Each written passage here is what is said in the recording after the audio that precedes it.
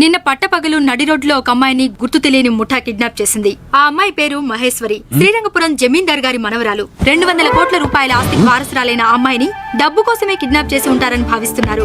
వారి బంధువులు పుట్టెడు శోకంతో కుమిలిపోతున్నారు. దీన్నెక్కడో చూశానే. వెంటనే ఈ నంబర్కి ఫోన్ చేసి ఇంట్లో ఉన్న లంక బిందె అనవసరంగా బయటికి పంపించేసాను. వెళ్ళమ్మా, నీకు ఎన్నిసార్లు చెప్పాలి? అర్థం కదా నీకు? వెళ్ళు.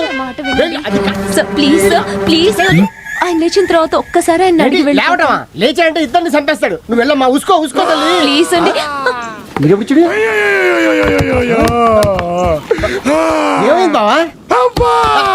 ఏమైంది బావా? అయిపోయింది బావా, అంతా అయిపోయింది.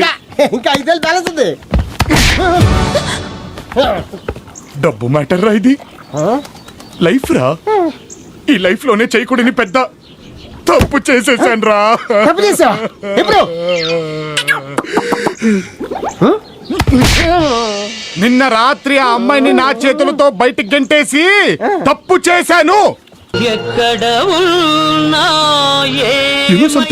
ఇంగ్లీష్ జీవితంలో బాగా సుఖపడాలి. మరి నేనేమో కూలీ పనులు చేసుకునే బండోణ్ణి.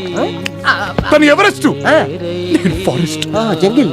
అందుకే బావా గుండెలో ఉండే ప్రేమని తొక్కి పెట్టి తన్ని బయటికి పంపించేశాను.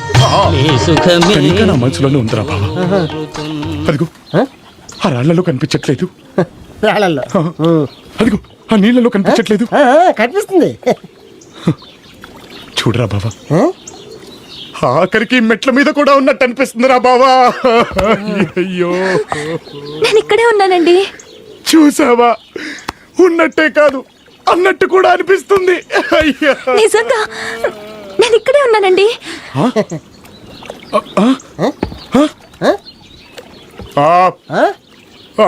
ఏంటమ్మా ఎక్కడ మన నొప్పి?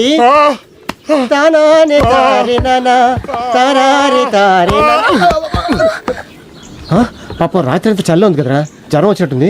లోపల తీసుకెళ్ళి పడుకోబెట్టు. మై, నువ్వు నడిస్తే నీ కాళ్ళకి మట్టి గుచ్చుకుంటుంది. నేను చచ్చిపోయాను అనుకున్నావా? ఉండు.